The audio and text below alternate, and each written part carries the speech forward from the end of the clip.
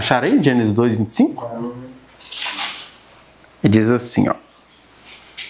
Ora, um e outro, o homem e sua mulher, estavam nus e não se envergonhavam. Aí depois a gente pula lá para o capítulo 3, versículo 7. Pertinho aí. Abriram-se então os olhos de ambos e, percebendo que estavam nus, coseram folhas de figueiras e fizeram cintas para si. E, versículo 10. Quando Deus pergunta ao homem, né? Onde estás? Ele respondeu: ouvi a tua voz no jardim, e porque estava nu, tive medo e me escondi. Aí o versículo 11, né? Perguntou-lhe Deus: quem te fez saber que estavas nu? Comeste da árvore de que te ordenei que não comesses? Bom, até aqui. Bom, a gente não vai falar de historinha de Adão e Eva aqui agora, né? Porque a gente fala assim que é uma historinha de Adão e Eva, porque na verdade o texto está em linguagem truncada, linguagem mítica.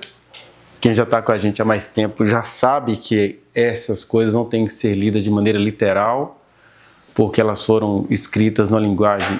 Quer dizer, o povo que leu esse texto pela primeira vez nem leu, ouviu, né? Era uma narrativa, uma narração para o povo. Se a gente for pensar que o povo leu essa história pela primeira vez no deserto, então isso é coisa de 1400 antes de Cristo.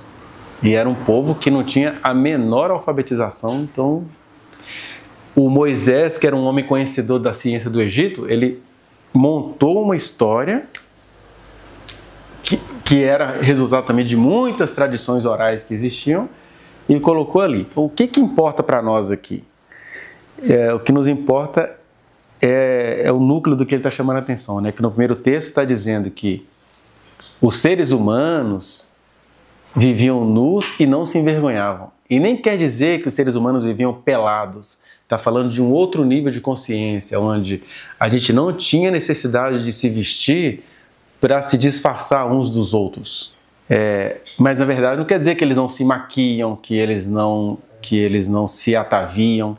Não quer dizer isso. Só quer dizer que a gente não tinha essa necessidade de se esconder uns dos outros, né?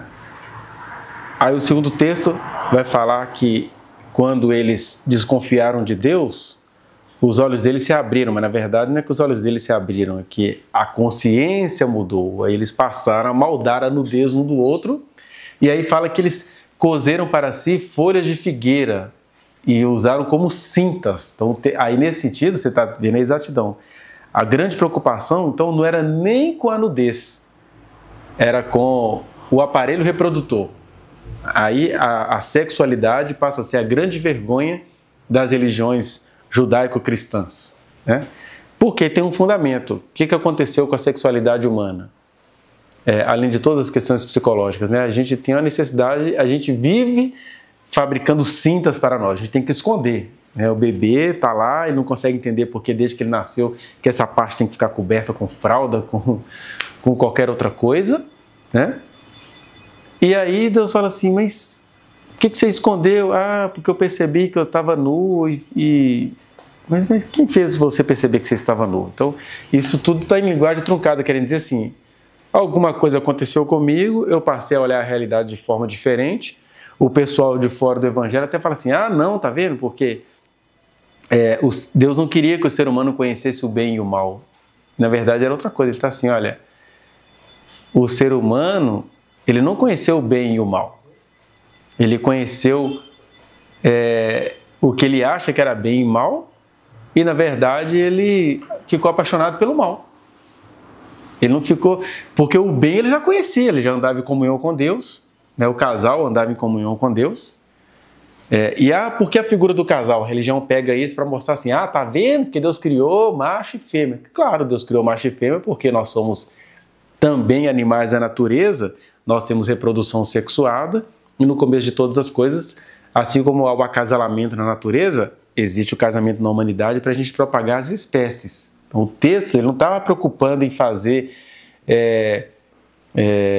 colocações morais.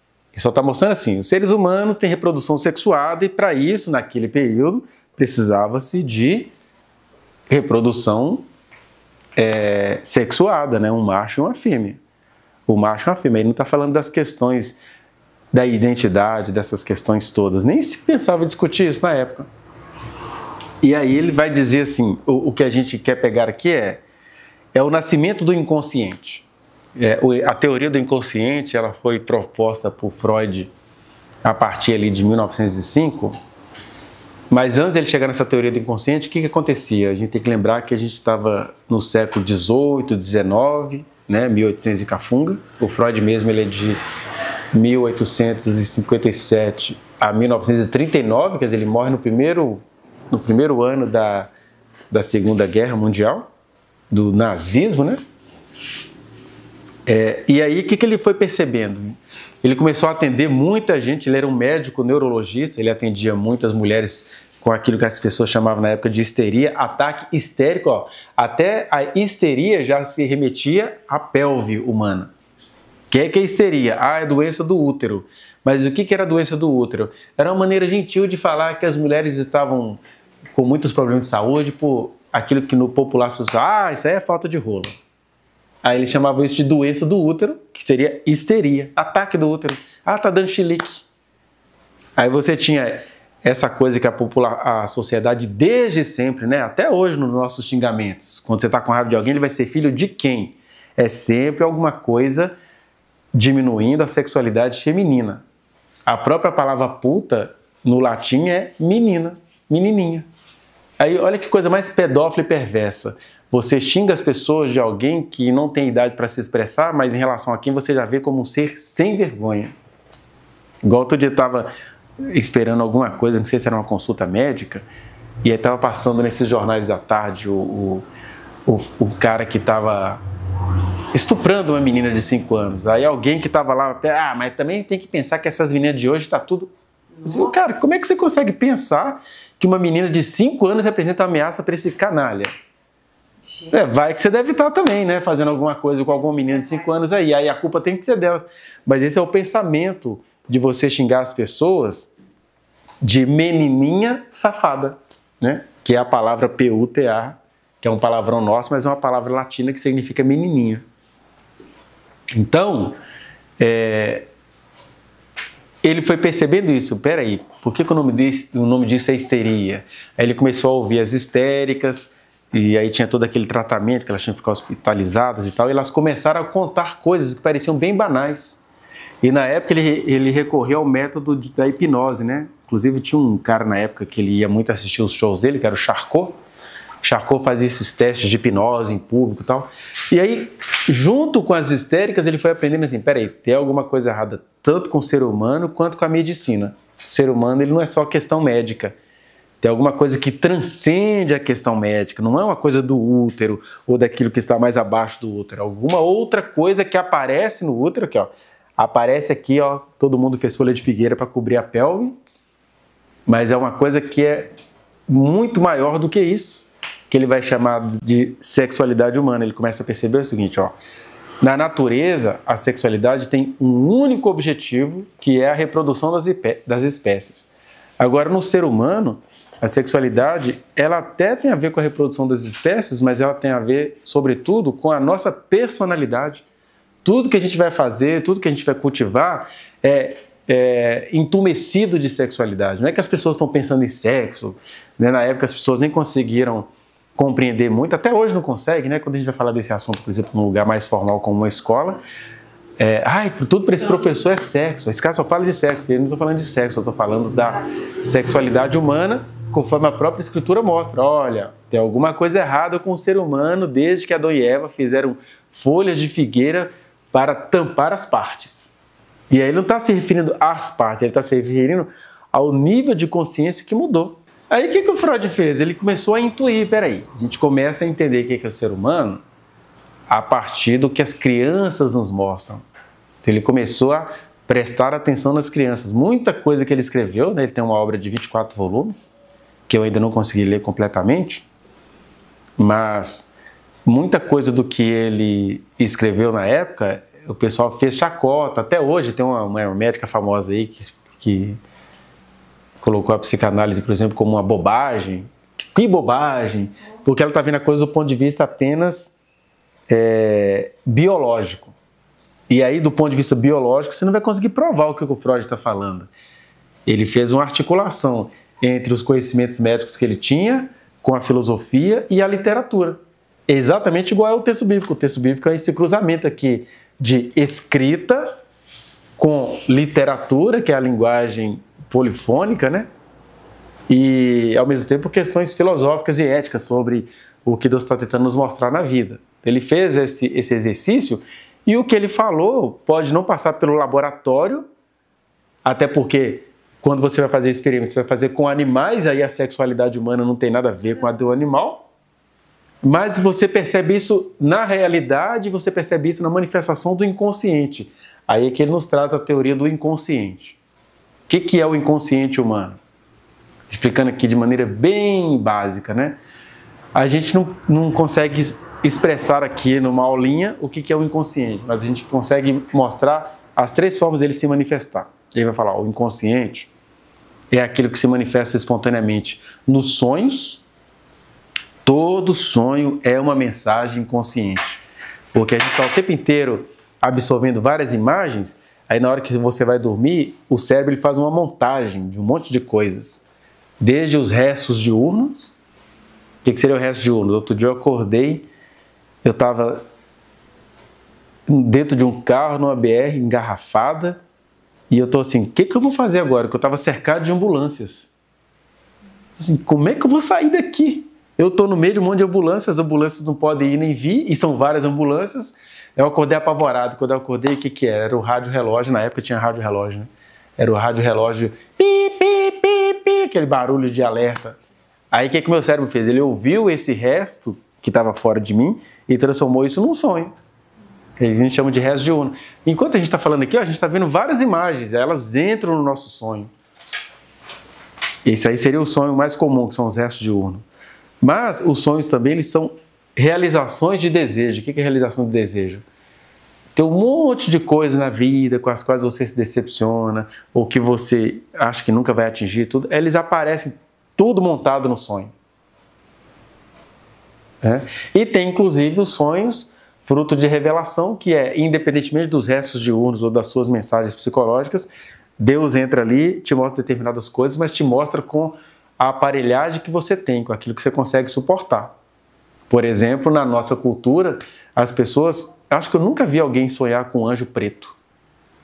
Porque é Deus falando com a pessoa dentro do arcabouço que ela tem no cérebro dela, nos traços minêmicos dela. A gente sempre sonha com aquele anjo padrão ocidente. Branquinho, loirinho, às vezes de revistinho quadrinho, né? Cabelinho enroladinho. Turma da Mônica. Ou geralmente é uma figura branca, angelical, com vestes. Aí a pessoa não sonha assim, a não ser que alguma pessoa tenha uma experiência profética muito mais específica. Igual uma pastora que foi ao céu e ela se assustou porque ela viu um monte de anjo feminino lá. Aí olha pra você ver, o elemento cultural era tão grande que ela nem imaginava que no céu houvesse anjos, como se diz, tão efeminados.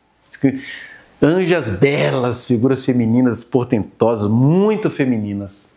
Que anjo não tem sexo, mas anjo tem sexualidade.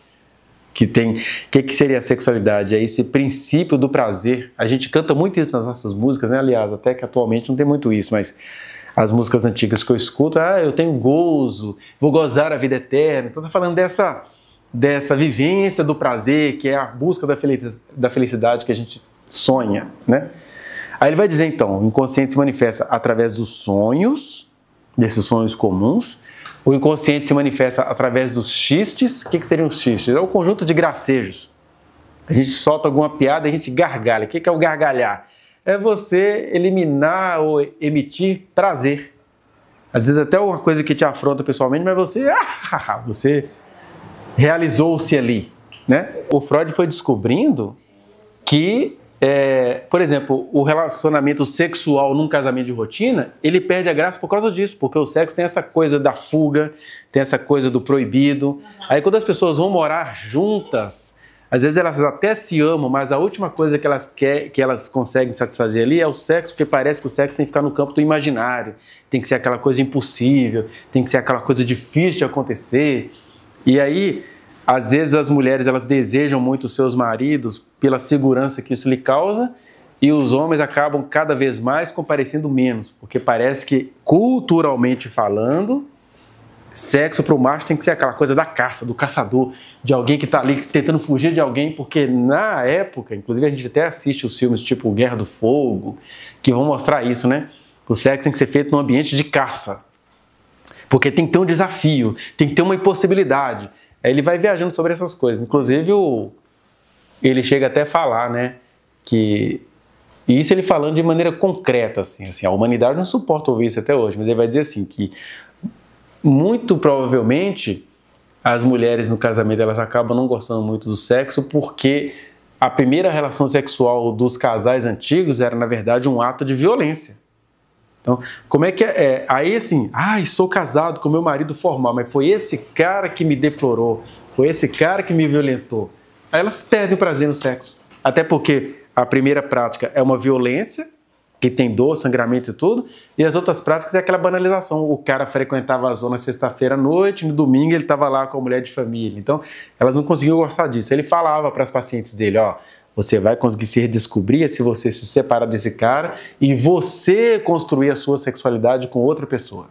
Quando o pessoal foi estudando o que o Freud escreveu, eles começaram a prestar atenção na sexualidade feminina.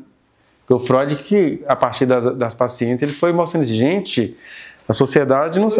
Assim, mas é claro, o Freud foi um ser humano do século XIX para o século XX, então, por exemplo, ele escreveu na obra dele, isso está lá, ele achava assim, que as mulheres infantis tinham orgasmo só pelo clitóris, que o orgasmo vaginal era coisa de uma mulher madura.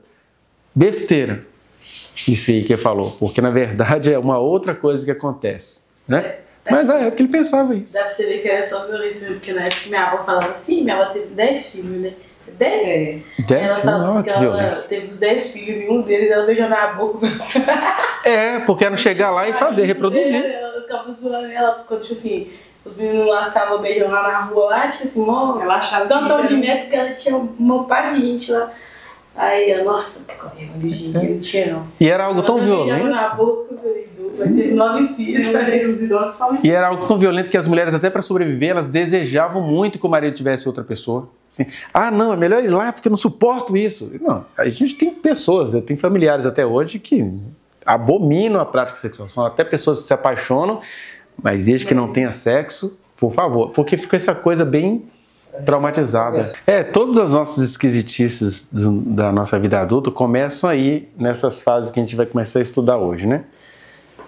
E é bom informar. Por que a gente está estudando sobre isso? Porque como a gente está estudando sobre a obra do Espírito Santo nas nossas vidas, a gente tem que entender que estrutura humana é essa que a gente é e onde Deus vai ter que atuar nesse sentido, né? Então, eu estava falando que o inconsciente ele se manifesta através dos sonhos, através dos gracejos, que são emissões de prazer, né, por outros meios, e através dos atos falhos. O que é o ato falho? Aquele ato... A gente pode tropeçar e tudo, mas existem algumas coisas que a gente faz que elas são bem sintomáticas, né? Que é aquela famosa frase dos Mamonas Assassinas, né? O meu nome é Dejair, fácil de confundir com o João do Caminhão. Então, quando a pessoa, num momento muito íntimo, solta um nome que não tem nada a ver, isso é um ato falho. Ela deixou vazar ali algo que ela está tentando esconder muito. Eu lembro uma vez aí, um ex-presidente estava dando uma entrevista, era um assunto lá sobre segurança pública e tal, e de repente ele parou a entrevista, o que é Marielle? O que você está falando de Marielle? Ele ficou bravo sobre Marielle. Eu pensei, está muito preocupado com a Marielle, seu presidente. Aquilo ali foi um ato falho que ele deu em rede nacional, porque ele tem preocupações bem recalcadas sobre a questão da Marielle, que vai recair uma hora da família dele, né? Mas esse foi o exemplo mais... Outro ato falho que ele cometeu foi no dia 7 de setembro de 2022, que no meio de um evento familiar, olha só como é que é um ato falho. Um evento familiar, cívico, religioso, independência do Brasil, todo mundo ali respeitado, só famílias reunidas. Aí de repente, do nada, ele me solta: imbrochável, imbrochável, imbrochável. E aquele povo todo moralista começa também a gritar imbrochável. Gente, que necessidade é essa de falar da própria coisa que tem entre as pernas? Isso é um ato falho. Né? Só que ali é um ato falho socializado, que os religiosos, que eu adoro também, mas essa coisa do macho assim, tipo, eu preciso mostrar que eu sou firme, mas... Então, mas esses são atos falhos assim, famosos, que aconteceram em rede mundial, mas todos nós praticamos alguma coisa que a gente quer esconder muito e ela vaza assim, quando você fica errando muito um nome, repetindo determinadas gafes, aí tem alguma coisa ali. Atitudes também, sempre tropeça na frente da mesma pessoa. Aí esses atos falhos significam várias coisas, desde alguma coisa errada que você está tentando esconder, ou até alguma coisa que você não parou para pensar, mas a realidade está te chamando assim, peraí, pensa nisso. É alguma coisa. Eu, por exemplo, perto do meu pai, ele é um fantasma psicológico tão importante na minha formação, que perto do meu pai eu cometo todos os erros. Possivelmente, se ele estivesse aqui, acho que eu ia dar o pior estudo bíblico da minha vida. Aí, isso aponta para questões minhas bem inconscientes relativas ao meu pai, que estão escondidas lá na minha tenra infância. Eu não sei do que se trata. Né? Então, e aí essas coisas, é claro, elas são passíveis de a gente, cada um procurar a sua psicoterapia e entender o que está acontecendo. O que a gente vai ver aqui é como é que essas coisas nascem. Por exemplo, gafes que a gente comete. O Freud tem um livro chamado A Psicopatologia da Vida Cotidiana. Ele conta um monte de casos lá, cansativo que ele estava fazendo em ciência, né? Ele conta um monte de situações, mas que ajuda a gente a entender um pouquinho as coisas. Por exemplo, algumas gafes que a gente comete que são culturalmente valorizadas. Ó, primeira pergunta. Por que determinados povos tradicionais gostam de se ferir? É uma pergunta, não vou responder nada disso aqui. Por que os povos gostam de se ferir? Segundo, por que a gente masca chicletes? Já parou para pensar na lógica? Por que você tem que ficar horas e horas e horas nessa prática repetitiva que não tem utilidade nenhuma, a não ser a satisfação de um prazer no qual você não parou para pensar? Outra coisa, por que adultos, quando não podem se realizar pessoalmente, criaram o famoso beijo na boca? Porque se você for olhar mesmo, o beijo na boca é a coisa mais ridícula que existe. Troca de saliva. É nojento. E assim, tem muito mais bactéria na boca do que em outras áreas do corpo que a gente quer acariciar com a boca. E o que mais? Coisas ridículas que a gente faz a partir da adolescência. Por que seres humanos, a partir da adolescência, eles se envolvem em vícios orais? O que seriam os vícios orais? Bebida, cigarro, alguma coisa cutânea. Aí você tem até discurso, não, eu fico lá me cortando, mas é para sentir alívio. Por que o ser humano se envolve com isso? Aí ele está dizendo assim, de onde vem isso? Aí os cristãos da época, o Freud agora está querendo justificar toda a prática humana. Não, ele estava querendo explicar. Você tentar explicar o que está acontecendo não quer dizer que você queira justificar, né? Então, outra coisa, os nossos prazeres todos, né? Por que uma pessoa fica uma semana sem parar vendo várias como é que é? Séries, não? O que é hoje que o pessoal está assistindo sem parar? Aquele negócio Dorama. Mas isso é dividido em quê? Em série, capítulo? Vou fazer uma jornada mesmo? Por que as pessoas maratonam? Que prazer visual é esse que a pessoa não quer fazer mais nada para ficar vendo aqui? Maratonando, né? Maratonando, sem parar. Isso. Aí, mesmo na época dele não existindo essas questões, ele começou a intuir isso e ele falou assim, peraí, vamos na fonte, né? Essas fontes estão escondidas na nossa infância. E aí ele foi percebendo, claro, outros teóricos vieram aperfeiçoando isso. Deixa eu ver aqui, é importante a gente falar. Aí ele foi e começou a revisitar as nossas práticas infantis até pelo menos 5 anos de idade.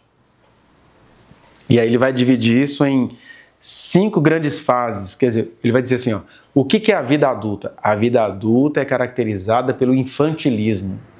Não é que as pessoas adultas são infantis, não. Aqui ele está dizendo, as nossas práticas de adultos não passam de conteúdos recalcados no nosso inconsciente que a gente pratica de maneira que a sociedade aceite. Por exemplo, vai se descobrir que todos os nossos vícios orais é a nossa eterna tentativa de retornar ao seio materno.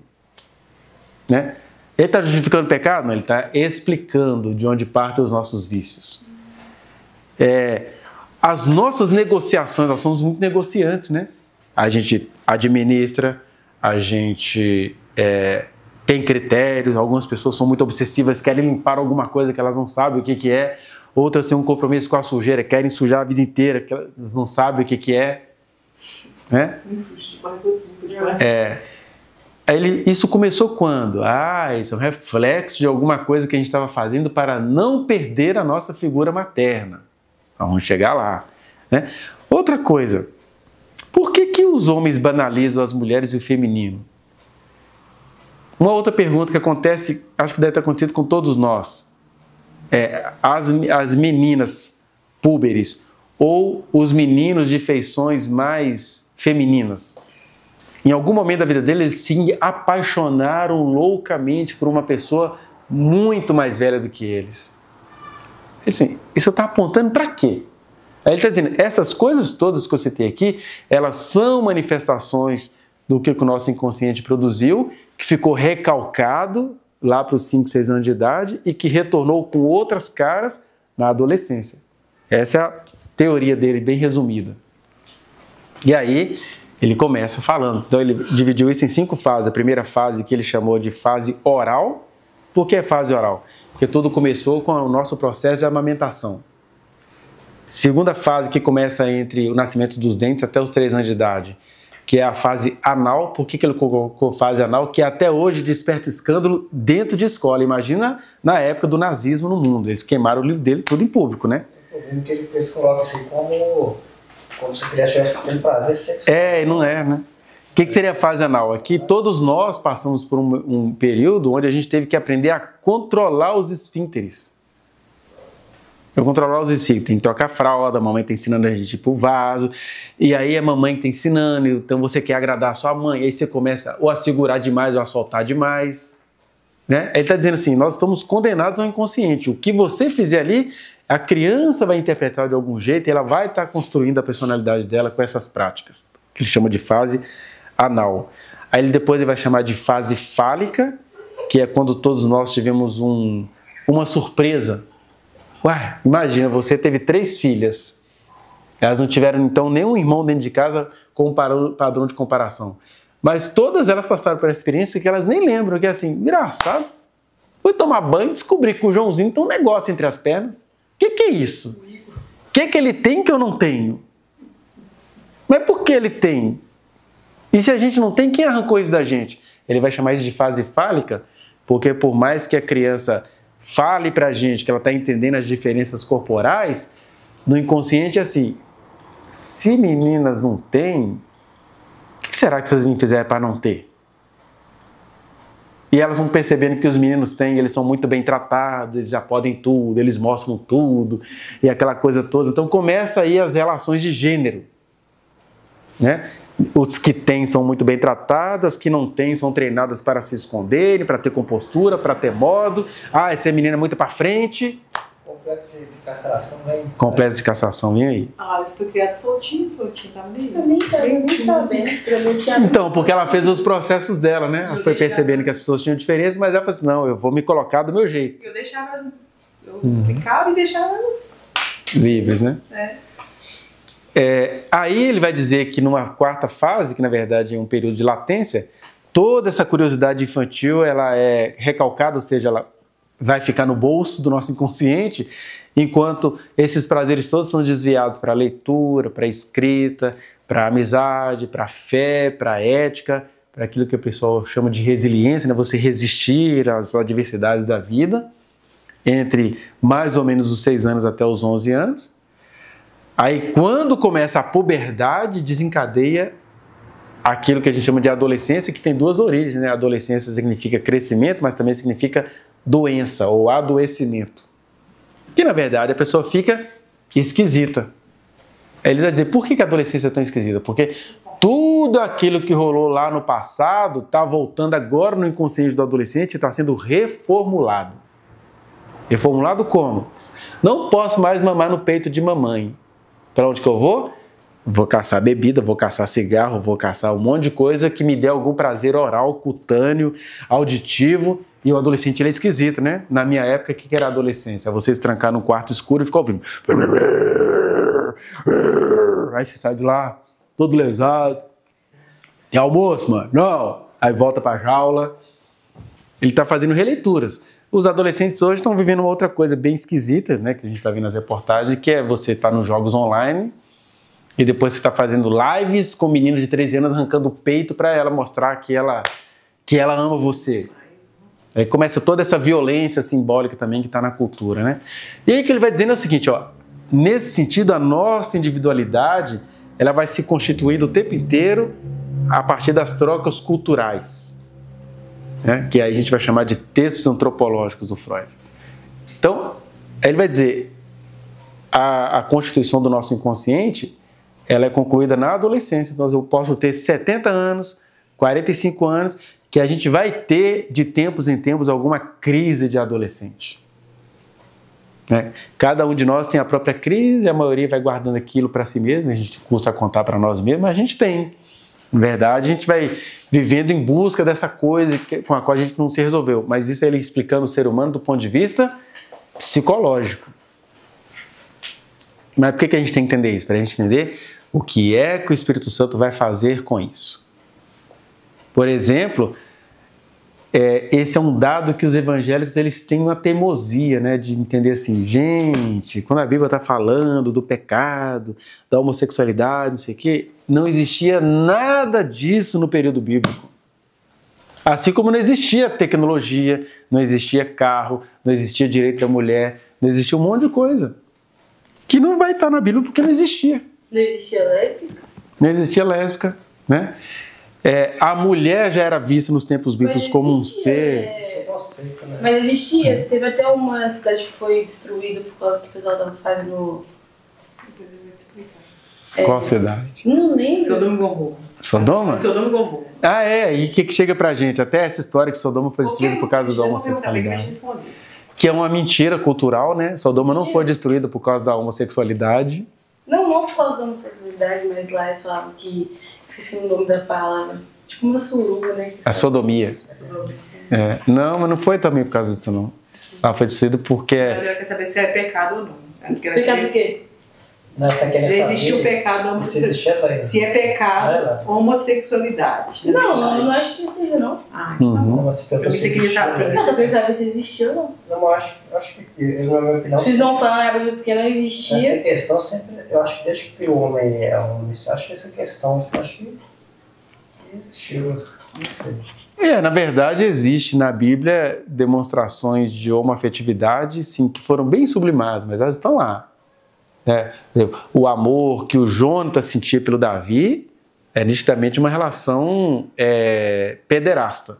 O Jonatas era muito mais velho, filho do Saul, e ele educou o Davi. Inclusive, quando você vai lendo o texto bíblico, você vai vendo. Olha a proposta do Jonatas. Ele viu que Deus estava na vida do Davi, mas ele amava muito o Davi mesmo, e o Davi chega a descrever isso. Angustiado estou por ti, meu irmão Jonatas. O amor que você tinha por mim era muito maior e melhor do que o amor de mulheres. Que está dizendo assim, mulher a gente pega e transa. O amor que você tinha por mim era um amor sublime, soberano, mas que no Jonatas passava também pelo desejo. Tanto é que o Jonatas fala assim, eu sei que Deus é com você, Deus vai te entregar esse reino, e nós vamos reinar juntos. Aquilo não podia existir. Talvez o Davi ia virar a grande frustração do Jonatas. E aí o que acontece? Deus livra o Jonatas disso, ele é morto numa guerra, né? Desse amor impossível, porque o Jonatas ia querer que o Davi fosse grato a todo o carinho que tinha por ele. Então, a homoafetividade, mesmo ela sendo sublimada, ela sempre existiu, só que não existiu ainda, na época não existia um estudo sério sobre isso. Por exemplo, como é que o Freud descobre a psicanálise? Quando ele, assim, vou parar de taxar as mulheres como histéricas? Deixa eu entender de onde vem esse mal. E olha, houve realmente curas. Muitas histéricas que eram paraplégicas por causa de algum trauma, seja da fantasia delas, seja da realidade, elas pararam de mexer com as pernas. E aí quando elas iam falando com ele, um belo dia elas passaram a andar. Na hora que o inconsciente trouxe à luz, né? Foi nesse dia, por exemplo, tem um caso que eles contam lá de uma mulher que passou a ter histeria. Por quê? Olha só, são coisas que não tem nada demais, mas é a pressão social. Ela conta que ela estava no enterro do avô dela, salvo engano, E aí, quando ela chegou naquele ambiente, ela era uma menina, serelepe. Chegou naquele ambiente, ela achou aquele ambiente tão triste. Ela olhou o avô no caixão, mas deu nela uma crise de riso. E aí, a crise de riso, ela pensava assim, ó, as pessoas já falam mal das mulheres. Você é uma mulher que deu crise de riso num velório. Dali pra frente, ela começou a surtar. Porque ela se sentiu um demônio por ter dado uma gargalhada no meio de um velório. Né? Só que aí ela passou a ser histérica, ficou internada em várias clínicas e tal. Quando ela vai dizer isso, que resumindo é isso, ela começou a ter esses males nesse episódio, e quando ela vai falando que ela volta. Tem uma outra situação que o Freud fazia os exames clínicos, assim, ó, acendia a vela, passava nos olhos da pessoa. A pessoa era cega, não enxergava nada, ficou cega. Só que quando ele fazia os exames, a pupila dilatava com a luz, a pupila restringia-se, né?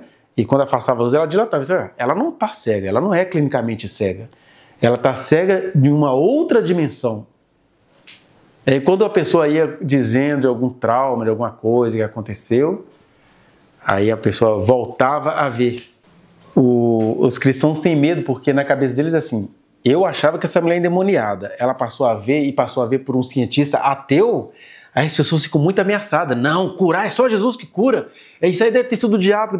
Ao invés de eles entenderem assim, peraí, o cara não estava preocupado em acabar com sua religião, ele estava preocupado em fazer ciência. E foi tentando fazer ciência que ele descobriu, tá vendo? Certas cegueiras não são nem o diabo e nem são cegueiras. É uma coisa que aconteceu na história da pessoa que ela ficou cega. E aí, na medida que a pessoa foi falando na associação livre lá, na terapia, ela passou a ver. Aí, é claro, tem essas curas mais tópicas assim de cegueira, mas a maioria de nós é curado na psicoterapia, né? É gostoso você ver essa cura. Você recebe uma mulher que está toda enfiada de violência contra a mulher, ela tem uma péssima percepção dela mesma, mas é ali na fala, em ouvir alguma coisa, que ela vai descobrir, gente, eu descobri a violência que eu sofri, foi na terapia. Aí ela passa a virar uma outra pessoa, ela passa a lutar pelas coisas, ela passa a lutar por ela passa a não aceitar mais aquilo. É uma outra libertação, né? Agora, uma coisa não anula a outra, não. Tem coisas que são médicas mesmo. Por exemplo, possivelmente a maioria das mulheres do século XIX que desmaiavam, as mulheres eram educadas para usar espartilho. E elas tinham que era elegante feminino? Era uma mulher sufocada. Aí tinha aquele negócio de ficar com... Aí era comum a mulher desmaiar, era por um motivo físico. Ela não podia nem respirar direito, porque para ela ser elegante ela tinha que ter respirações curtas, para ficar bonito para a festa à noite. A gente, por exemplo, romantiza, né? O que vocês acham que no século XVI a cultura treinava as meninas para respirarem de maneira curta porque isso era elegante? O oxigênio não ia para o cérebro, elas desmaiavam com frequência, né? Mas aí quando a gente entende como é que a mulher se estruturou assim, aí você começa assim, meu Deus, a minha consciência está mais livre para entender o que o senhor pode fazer com isso, o que o senhor pode fazer comigo. Mas eu acho engraçado que a religião morre de medo de que as pessoas entendam isso, né? Para elas poderem lutar melhor contra isso. Por isso que eu sou malefícia, também gosta de homem. Como é que é? Por isso que eu sou um malefício, vai gostar de homem. Mas se fosse uma escolha consciente, ninguém ia escolher gostar de homem, não. No século XIII, XIV, aqueles vestidos que as pessoas, quando vão fazer 15 anos, ficam querendo recordar aquilo, mas vocês não sabem como é que era horrível usar aquilo na época. Por que aqueles vestidos eram largos, assim, com armadura? Alguém já parou para pensar por quê? Por que tinha aqueles vestidos? E era interessante porque os vestidos eram assim, mas de repente o busto já era assim, o peito para fora praticamente. Mas o que estava rolando aqui? Porque as mulheres usavam calcinha de madeira, não, isso eu sabia. Cinto de castidade, tudo. Então, para aquilo não ficar muito saliente na roupa, usava-se roupas largas, né, para que os contornos ficassem cobertos, mas também para que essas coisas não ficassem muito visíveis. E você imagina, a mulherada sofria de prisão de ventre, porque a menina tinha que ir ao banheiro com o fiscal pago pelo pai ou pelo marido, para saber se ela não ia tocar o próprio corpo, porque o corpo da mulher era proibido para ela mesma. E isso é um dado cultural assim, milenar. Tanto é que hoje em dia as mulheres não se olham, não, o ginecologista vai ver, mas por que você vai mostrar seu corpo para o outro e você não vai ver o seu corpo? Né? Aí tem essas questões culturais. Eu estava vendo uma... não, eu vou falar isso aqui, não vamos mudar muito. Precisamos pelo menos ver esse primeiro item aqui, ó, na verdade, a socialização a partir do período da amamentação. Então, entendido como é que esse inconsciente nasce, a gente vai ler só essa parte 1 aqui hoje, que seria a chamada fase oral. E é assim, como é que ele foi ajudando a gente a entender a nossa formação inconsciente? E nós vamos chegar lá na nossa orientação sexual, essas coisas, né? Mas, primeira pergunta, do ponto de vista da natureza, todos nós aqui não somos mamíferos? Todos somos mamíferos do ponto de vista da natureza, né? Mas olha só, no nascimento dos mamíferos, tirando o ser humano, quando os mamíferos nascem, como é que eles chegam à fonte de alimento deles? Mesmo assim. O mamífero saiu da mãe, o que ele vai fazer? Pela boca, né? Ele vai lá a partir do cheiro e direto para a teta, né? Para a fonte de alimento. É o mamífero. Agora, quando o ser humano nasce, o que acontece com ele? A gente mesmo num povo mais tradicional, a indígena lá agacha, puf, saiu o bebê, e aí, o que vai acontecer? Ele vai ter que ser, eu penso assim, o animal nasce, ele já tem o instinto de colocar o peito e amamentar. O bebê, ele morre lá no peito, mas se você não colocar ele no peito e amamentar, ele não vai amamentar. Então, essa é a primeira coisa que o Freud vai falar sobre a diferença entre o inconsciente humano e o instinto animal. Porque os animais andam por instinto, o ser humano não. Porque além de o ser humano ter que ser colocado na fonte de alimento, sempre vai haver uma terceira pessoa. E, ó, o ser humano já é um ser social. O animal, ele é instintual. O ser humano, ele é social. Ele não, nem o primeiro ato de alimentação dele acontece se não for com a ajuda de outra pessoa. Né? Sim. E ele está assim.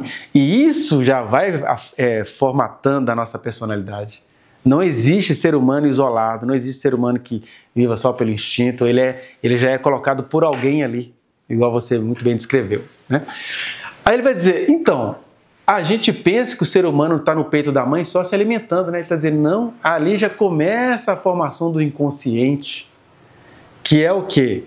Os animais, depois com um cachorrinho, um porquinho, um potrinho, quando eles mamam, o que eles vão fazer geralmente? Eles vão brincar ou dormir, né? Acabou de mamar, ou vai brincar ou vai dormir.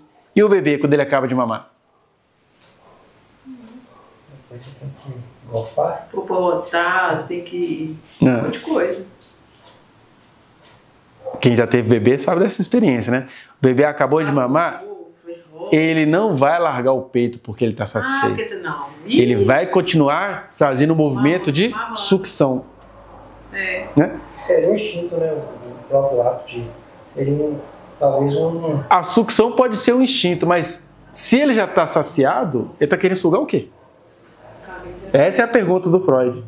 Na natureza, quando o animal está satisfeito, ele vai dormir. Agora, na humanidade, tanto é que o animal chega um determinado período que ele abandona o peito materno.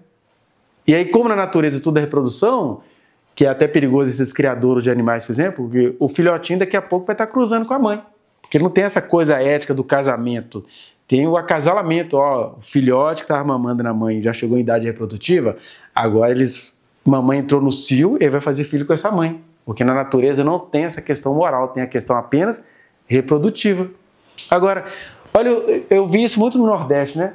Lá no Nordeste era comum, eu lembro dessas cenas. Às vezes o menino tem 7 anos de idade, e a mãe andando, e o menino puxando o peito da mãe, andando. Mania. Então, mas e o que essa mania esconde?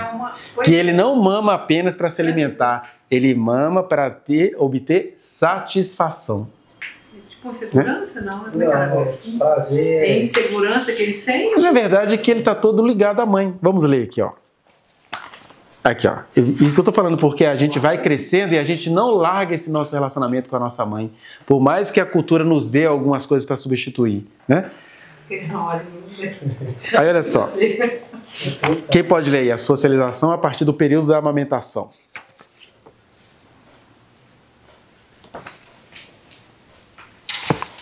Que a gente vai ler só esse item hoje. Tecnicamente chamado de fase oral. Primeira pergunta. Quais as diferenças entre o nascimento dos demais mamíferos e o de um ser humano? Presença de uma terceira pessoa. 2. Não se ater ao instinto da fome. Ou seja, o Freud vai dizer, um bebê não mama só porque ele está com fome. Ele mama porque ele está procurando a obtenção de prazer. Prazer que ele não está pensando em sexo como a gente pensa, mas ele está querendo alívio, aconchego, plenitude. O bebê, uma hora ele acha que a mãe é uma extensão dele, ele acha que ele é a mãe, né? É que a gente chama de simbiose. Você pode tirar o peito e o bico, né? Você vê que nos outros mamíferos não tem essa dificuldade. Com o ser humano tem. Pode. Terceiro. Socializar-se através dos órgãos dos sentidos, quando o bebê está em íntima e inocente relação com a figura materna. E aí que a gente vem... geralmente a gente faz a ligação da relação do bebê com a mãe, que geralmente é a mãe que tem o peito ali que oferece para o bebê. Mas a gente tem crianças órfãs, tem mãe que não cuida da criança, aí é por isso que a gente vai falar de figura materna, que a criança ela vai eleger alguém como figura materna independentemente do sexo desse alguém. A figura materna de determinada criança pode ser um homem. Né? E é isso que as pessoas têm medo de, por exemplo, um casal homoafetivo ser uma mãe perfeita, por mais que a criança chame de pai, porque socialmente ela vai aprender, se é homem, é pai, mas na verdade a relação da criança com determinadas pessoas, independentemente do sexo delas, é uma relação maternal, porque foi todo um convívio de cuidado, de aconchego, de plenitude, né? E a relação da criança com a mãe, ela vai se reproduzir inconscientemente na nossa vida. Tem uma música famosa da Minnie, não sei o que ela fez para a filha dela, né? A Minnie, ela é a ancestral vocálica da... Como é o nome dela? Mariah. A Mariah Carey aprendeu a fazer aquele falsete com a Minnie e a Ariana Grande aprendeu a fazer o falsete com a Mariah. Mas a primeira, o que a Minnie fez? Ela fazia música de ninar para a filha dela. Loving you, que a gente acha que é música de sexo, mas na verdade é música de plenitude afetiva de uma mãe com um bebê. Aliás, eu presenciei a Sônia fazendo música de mãe para bebê com os nossos 3 filhos. Se gravasse, faria o maior sucesso. Que é aquele cântico espontâneo entre mãe e bebê. Aí ela começa a criar música e vai falando: o meu amor é lindo como a flor, suave como a brisa, gostosa como um chocolate preto, mas tudo em tom de sétima. Aí o marido da Minnie falou assim: uai, gente, essa música vai fazer sucesso. Tanto é que ela gravou a música, mas no final da música, quando você escuta, ela começa a falar várias vezes o nome da filha dela. Tipo assim, tô marcando que eu fiz essa música para minha bebê. Todo mundo tá cantando essa música pro seu marido, pro seu esposo, pro seu namorado, mas ela foi feita por uma criança. Aí o Freud vai dizer, o que é o amor adulto? É um reflexo dessa relação plena que a gente já teve com a nossa mãe. Tanto é que quando um namoro de um adulto vai terminar, meu Deus, não faz isso comigo, não é possível, alguém se foi. Quem é alguém que se foi? Mamãe. A pessoa mais importante da sua vida vai te abandonar, é por isso que as pessoas ficam sem chão. Né? Claro, a gente não pensa em nada disso, mas é isso que está acontecendo de maneira inconsciente. Né? Então, a íntima e inocente relação com a figura materna. 4. Ocorre do nascimento até aproximadamente 1 ano. Essa vivência plena, né? Inicia-se com um relacionamento pessoal da criança com o seio da mãe, a partir das vias orais. Depois vai se expandindo para os demais órgãos. Então começa assim, né? Primeiro é o mamilo, né? Mucosa de criança com mucosa do mamilo da mãe. Às vezes a criança ela vai estabelecer uma relação, por exemplo, os nossos filhos todos, eles gostavam mais de um peito do que de outro. A Brenda, que foi um bebê mais elétrico nesse sentido, ela mordia o peito que ela não gostava, ela quer o outro. Então, a criança, aos pouquinhos, ela, peraí, existe o objeto, mas eu gosto desse, não gosto do outro, né? E aí ela vai descobrindo que por trás daquele objeto tem a mãe, aí ela vai descobrindo que ela vai ter que se afastar da mãe, aí a gente começa a fazer aquilo que a gente chama de objetos transicionais, ou seja, são objetos, você vê, nada disso acontece com o animal, acontece com o ser humano. Ele vai saindo do bico do peito para o bico de mamadeira, para o dedo polegar, sem perceber, para o dedo polegar, depois para alguma coisa que lembra afeto, que é o bichinho de pelúcia, aí tem aquele lençol maldito, que quando a gente vai lavar o bebê fica desesperado, porque aquilo tem um cheiro da mãe. e aí ninguém pode lavar aquilo. E aí... O paninho, né? O paninho é o reflexo da fase oral, que ela não larga nem a pau. Aí eu lembro que quando eu dei isso numa sala, um aluno me procurou, professor, a partir disso que você contou agora, eu tive que te contar um segredo. Aí ela abriu a mochila assim, aqui. O que era? Uma mamadeira.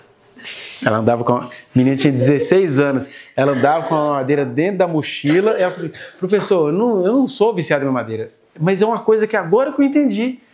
É uma coisa que eu não sei de onde. Eu vou lá no banheiro e põe assim na boca e fica assim, sei lá, 3 segundos. Eu realizei meu dia. Eu ponho e vou embora. Mas eu preciso fazer isso na hora do recreio. O que é isso? É o peito do qual ela ainda não saiu. Né? Oh, meu Deus. Mas ela contou isso, mas todos nós temos os nossos segredinhos, ritos secretos que a gente não conta pra ninguém. Desde o lençolzinho sujo que não deixa ninguém pôr a mão nele, até uma madeira que você leva.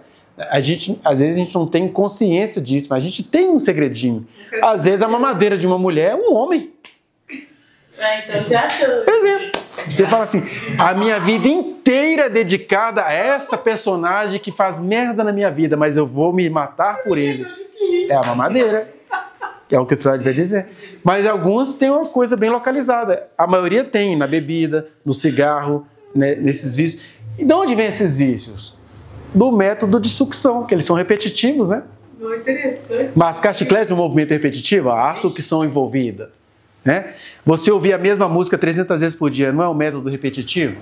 Então, você começa com a oralidade e vai se expandindo para os órgãos dos sentidos. Vício em cinema, vício em música, vício em chocolate, vício em café.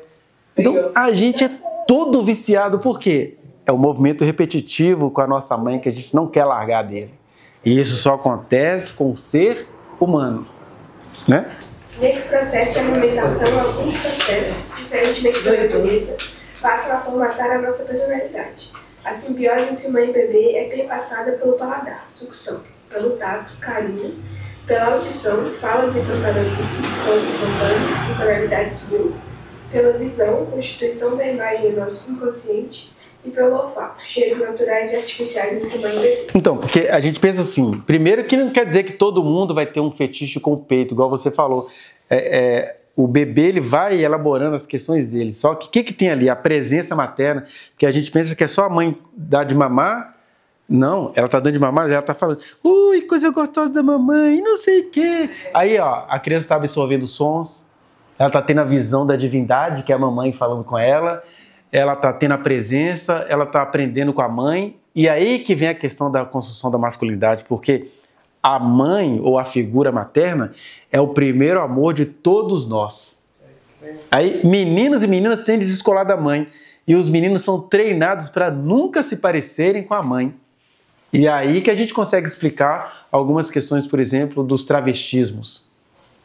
Por exemplo, um crossdresser, que é aquele cara que ele é até machão e tal, mas ele tem uma coisa dele que as roupas íntimas dele tem que ser roupa íntima feminina.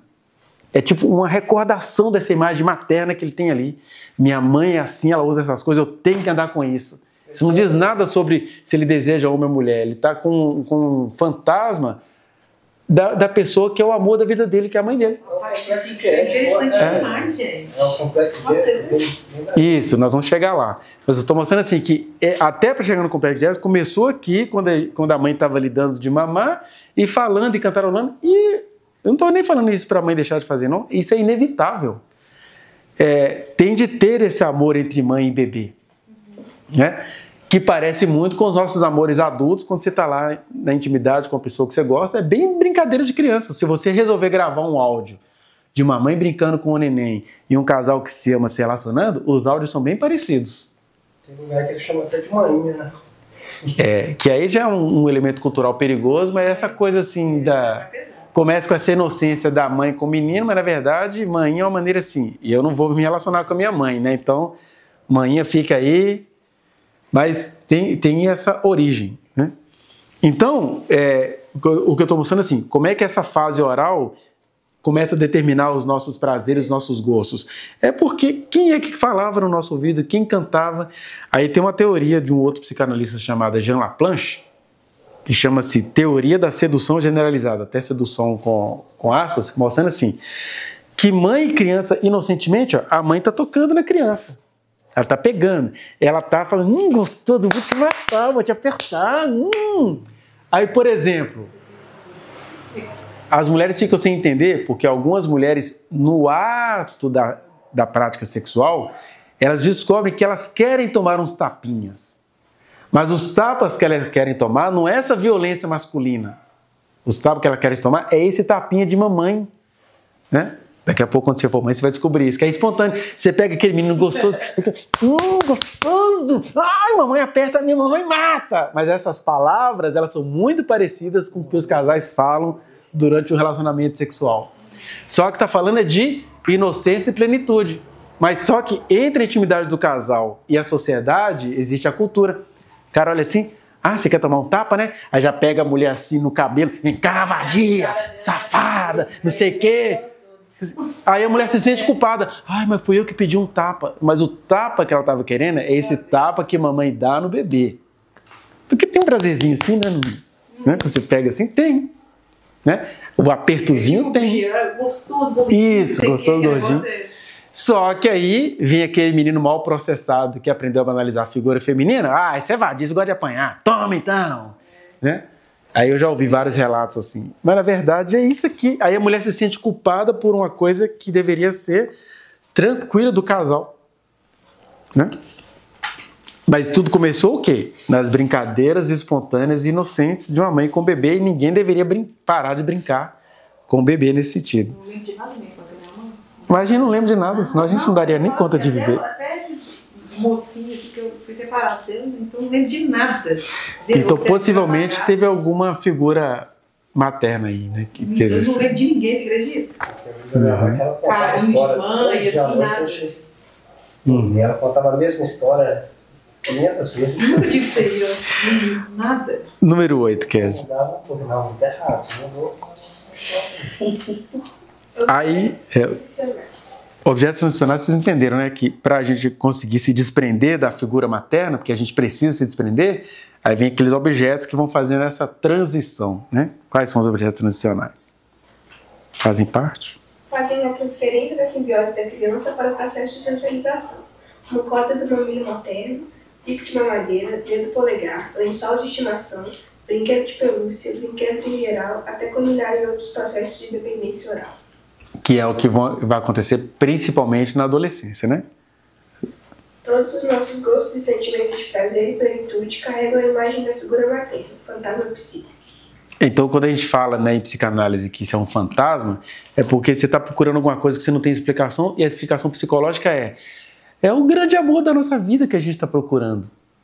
Na verdade, o que a gente chama de busca da felicidade é uma tentativa de a gente nunca perder essa relação que a gente tinha com a nossa mãe ou com a figura materna, com quem exerceu essa figura, né? E aí, para concluir, por isso, a figura materna representa para o ser humano a sua primeira possessão, isto é, o seu primeiro objeto de posse, o seu primeiro amor, a figura materna, além de ser a nossa fonte de alimento, é o nosso próprio alimento, um papel semelhante à da agilidade. Aí pronto, ó. Aí é que entra o evangelho aí. Porque do ponto de vista... Aí o Freud fez uma análise perfeita quando ele vai falar sobre a religião. Ele fala, o que é religião? Religião são as pessoas, de uma certa forma, procurando essa figura materna que foi perdida ou procurando alguma figura que lhe fez mal. Por que as pessoas gostam tanto de um Deus que é violento, um Deus que castiga? Porque possivelmente essa figura materna que deu tanto amor e afeto também foi a figura que mais nos puniu, né? Eu me lembro, por exemplo, eu tenho alguns gostos estranhos, né? Estou fazendo avaliação psicológica agora sobre isso. Mas desde que eu me conheço como gente, eu não gosto de leite. Esse leite literal, assim, se eu vejo coisa branca assim, arroz, doce, não, tem leite, não vou tomar. E aí minha mãe fazia vitamina, ela tinha 5 filhos, coitada, não tinha tempo de ficar vendo esses negócios, né? Hoje em dia as pessoas estão vendo mais os filhos, porque é 2, 3 no máximo, né? Acho que 3 já é muito. Mas aí dos 5 eu era aquele que não tomava nada, que era baseado em leite. Minha mãe perdia paciência comigo, me pegava e... Mas apesar dela me pegar pelos cabelos e me espancar na parede com a cabeça, porque eu não tomava leite, porque eu era muito fresco, meus apelidos eram fresco, era guenzo, era cheio de frescura. Apesar disso, quem é que praticava essa violência contra mim? era o amor da minha vida, minha mãe. O amor da minha vida, que eu falo da minha estrutura inconsciente. Aliás, eu me identifico muito com a minha mãe. Que até os amores, mesmo sendo heterossexual, os amores heterossexuais que eu adquiri na vida são todos parecidos com o grande amor da vida dela, que foi o meu pai. Isso é incrível. Eu sempre me flagrei namorando mulheres que parecem muito com meu pai. Quando a Sônia está no estado mais rabugento e nervoso dela, eu falo assim, deixa aí, baixou aí. Eu me identifiquei tanto com a minha mãe que mesmo sendo heterossexual, as mulheres se parecem muito com meu pai. Né? No sentido de... Meu pai, por exemplo, ele desqualificava muito a minha mãe, ele diminuía muito, ele criticava muito verbalmente. Aí as mulheres, porque eu me apaixonei, são todas com essa característica. Aí você fala assim, como é que eu vou fugir dessa teoria do inconsciente tão verdadeira? É ruim você falar isso, fica parecendo que eu estou falando mal da Sônia. Para mim, a Sônia é o ser humano mais interessante que eu já conheci. Mas ela é um ser humano. E aí, mesmo tendo dons divinos nessa escolha, é uma escolha passada pela minha formação psicológica. Na minha formação psicológica, eu escolhi uma mulher que parece muito com o objeto amoroso da minha mãe. Hoje mesmo, uma pessoa estava conversando comigo e disse assim, nossa, você é um ser humano muito diferente, porque você é um homem, e a gente vê que você é heterossexual, mas é como se uma mulher perfeita habitasse em você. A pessoa falando isso. Aí o que é isso? É a minha identidade com a minha mãe. Eu acho legal o carinho, o cuidado que você tem com as mulheres em geral. E o que eu acho mais interessante de você tipo assim, a revelação. Você sendo homem, você revela o que de fato é o homem. Uhum. Que eu acho mais legal. Mas começou com eu observando os maus tratos que meu pai fazia com a minha mãe. Então assim, gente, eu preciso acudir minha mãe desse negócio. Eu nunca vi uma mais... A minha própria mãe morreu meio que zombando de mim dessa coisa assim. Ai, Leleco acha que as mulheres são todas boazinhas. Minha mãe não confiava em mulher de jeito nenhum, né? E aí, mas é aquela coisa, né? Psicologicamente falando, não, ela ensinava pra gente. Ela falava com as minhas filhas, não confio em mulher nenhuma, com as minhas filhas, com as minhas irmãs, não confio em mulher nenhuma. Eu aprendi isso, né? Mas por que ela não confiava em mulher nenhuma? Porque ela tinha um ídolo na vida dela, que era o meu pai, então, em nome daquele ídolo, ela se anulou mesmo. Até na minha opinião, ela foi embora muito cedo, em nome desse amor, né? Uma situação com a qual Deus não conseguiu meio que se comunicar. Porque a Bíblia fala assim, só existe um Deus e um só mediador entre Deus e as pessoas, Cristo Jesus. Mas as mulheres, mesmo aceitando Jesus, elas falam assim, não, o meu mediador entre Deus e mim é o meu macho. É uma das coisas do Éden. Estou falando no sentido geral, né? E aí...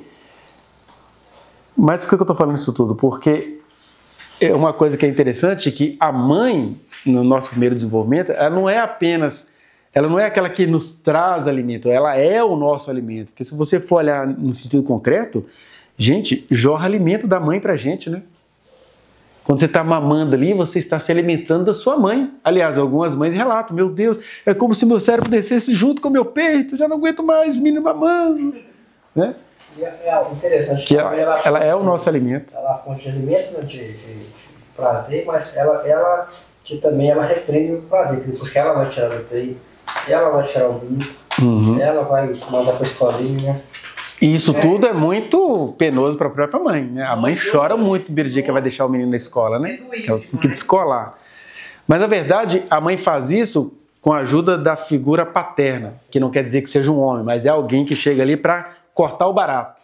A figura paterna é o corta-barato. Em que sentido? Que é assim, por exemplo, o pai ou a figura paterna é aquele que traz o alimento. A mãe é o próprio alimento. Por isso que na mãe a gente vê a realização de todos os nossos desejos e no pai a gente vê o corte dos nossos desejos, ou na figura paterna, que às vezes tem mulheres que são os corta-barato da gente, né? Então ele vai dizendo assim, olha o que é o inconsciente. E isso não está ligado ao sexo da pessoa, isso está ligado às interpretações que as crianças vão fazendo, né? Aí alguém fala assim, mas uma criança órfã. Então, a criança órfã teve alguém na vida dela que fez esse papel da figura materna. Teve alguém. E aí começa então essa primeira fase. A outra fase a gente vai ver semana que vem, senão é muita coisa para ver num dia só. Tá? Que é A gente tem que sentar e entender isso. Agora, o que é importante a gente entender dessa formação nossa com a figura materna?